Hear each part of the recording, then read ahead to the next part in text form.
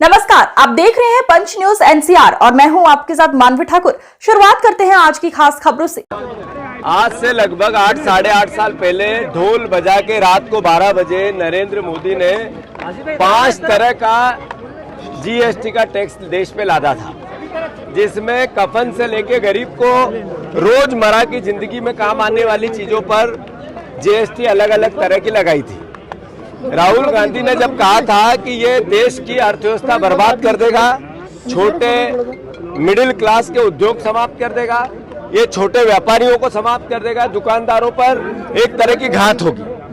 आम आदमी के जेब से करोड़ों रुपए निकाल के, अरबों रुपए निकाल के, लाखों करोड़ रुपए निकाल के नरेंद्र मोदी ने देश में एक ऐसा चलन ला दिया जिसमें 2 भारत बने। एक अडानी जी, अंबानी जैसे उद्योगपतियों का भारत, 10% लोगों के पास देश की सारी संपत्ति चली गई, 80%, 70% संपत्ति चली गई और देश गरीब हो गया।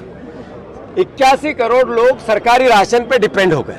राहुल गांधी जी ने देश के सामने उन्हें 1 लाख बार कहा कि जीएसटी में सुधार करो, 1 टैक्स करो, ये 10 टैक्स बंद करो, 5 टैक्स बंद करो, तो उनकी मजाक करते थे। अभी राहुल गांधी जी ने जो बात कही, नरेंद्र मोदी की समझ में ये बात आई और उन्होंने स्वीकार किया कि जीएसटी की दरें हमें घटानी चाहिए। मुझे दुख है इस बात का कि पहले जब ये लागू की थी, जब ढोल बजाए, उत्सव मनाया, विज्ञापन लगाए, सरकारी पैसा, जनता के पैसे, खून पसीने के पैसे के इवेंट किए, अखबार और मीडिया को विज्ञापन दिए। फिर अब जब ये कम किया, उसका ढिंडोरा पीटा जा रहा है, उत्सव मनाया जा रहा है, नरेंद्र मोदी देश के नाम संबोधन कर रहे हैं।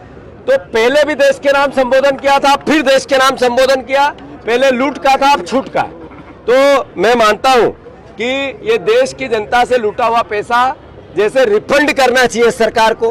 आम जनता के पैसे को 8 साल तक आप लूटते रहे, ये पाप था, ये चोरी थी, ये डकैती थी और सरकारी डकैती थी। हम इसका, राहुल गांधी पहले भी कहते थे, अब भी कह रहे हैं। दूसरी बात, ये उत्सव किस बात का? लूट का उत्सव। ये हमने लिखा है, बचत नहीं, जनता से लूट की झूठ का उत्सव मना रही है बीजेपी।